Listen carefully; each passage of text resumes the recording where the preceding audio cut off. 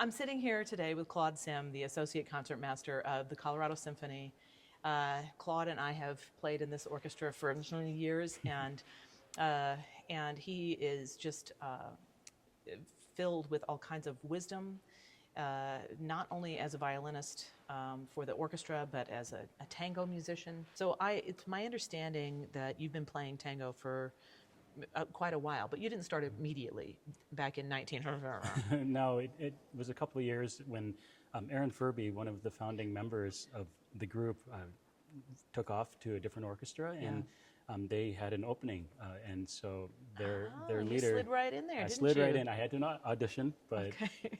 that was a fun process too, just to go and study the music, and Yeah. it was that part was life changing for me because the recordings, they say a lot of times the recordings have all the answers if you're really paying attention. Okay. So I did a lot of deep dives into those old recordings and really tried to get into the style of it. Yeah, because it is kind of like a classical music for Buenos Aires, Yes, right? Yeah. absolutely. And because it's mostly written, but then there's an improvisatory style to it. There is. Okay. And it depends on the composer too that we're talking about. Piazzolla, which I suppose we'll chat about a little bit, is, he had sections in a lot of his work that called for improv for any of the musicians, and that's the stuff that we really enjoyed playing, at the Milongas. So, Okay, yeah. That's cool. I mean, I attended a couple of those at one point, and I find it really, there's just such a frothy mix of things going on. It's kind of cool.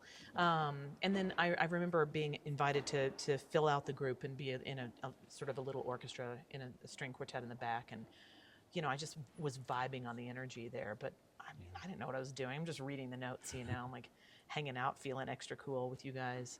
So that was fun. Those were some fun times for sure. Now, I know that he wrote the Four Seasons, his Four Seasons individually over a bunch of years, and then kind of put them together so that they would be offered as this sort of concerto experience.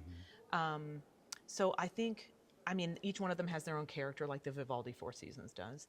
But I wonder if you have anything that you could say about them as presented as a classical sort of concert piece versus the original version, which was with his band. Sure.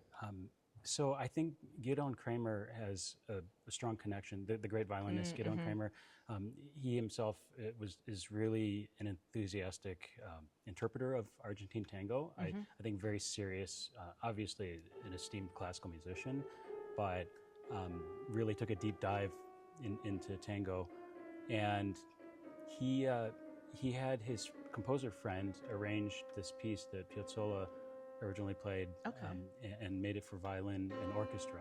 Nice. So, and you've played these? Yes, I have played a few of them at Red Rocks. Actually, we did. Yeah, a I summer, remember that. Yeah. And in different smaller orchestras as well. And, Yeah.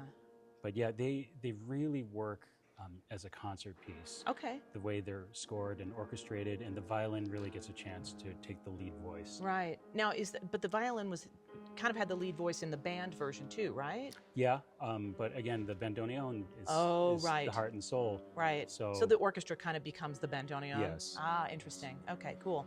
Well, I can see we're getting set up here for a concert about to happen, and you'll hear some piano tuning in the background there. Are there any special things you think that a listener who's coming to this for the first time should be ready for or listen for, some special characteristics? Sure. I feel that first and foremost, you just really need to open your ears and be willing to just embrace this new language. If it's your first time hearing this kind of music, it's striking. And to me, the first thing that I noticed when I first heard it was those special effects that the violinist is called to do. Oh. And we can speak a little bit about that. If you don't mind. Let's hear about the special effects. Sure. In a typical Argentine tango ensemble, if you're just using four instruments, there's no drummer involved. Oh, right. Yeah. So a lot of times it's up to the instrumentalist to create a percussive effect. Oh, okay. The violinist